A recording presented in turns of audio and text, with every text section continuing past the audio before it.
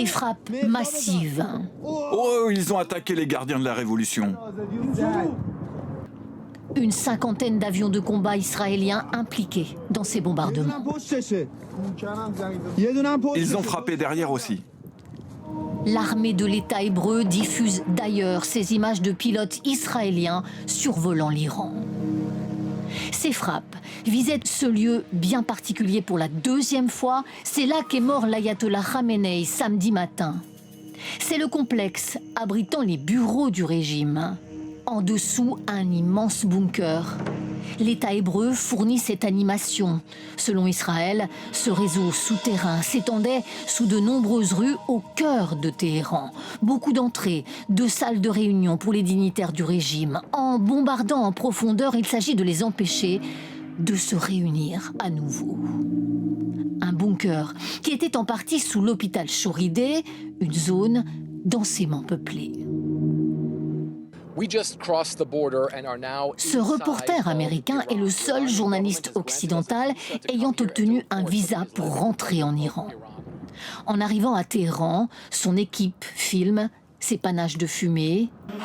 Et en ce jour de prière du vendredi, il couvre les manifestations que le régime réussit toujours à organiser.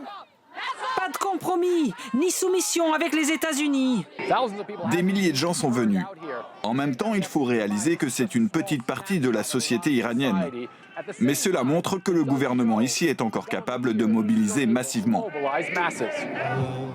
Une immense foule qui ose sortir alors que la nuit dernière a été terrible. L'un de nos contacts filme ces bombardements. Terrorisé. Sa respiration est saccadée. Tout à coup, on a entendu les avions de chasse. Ils étaient vraiment à basse altitude. Ils ont frappé juste à côté de chez nous. Ça a duré 5 ou 10 minutes. Il y a au moins 30 missiles. On n'a jamais vu de telles attaques. C'est sans précédent. Une population de plus en plus terrorisée.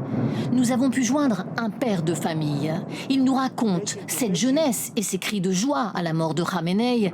Des opposants qui réalisent aujourd'hui ce qu'est vraiment la guerre.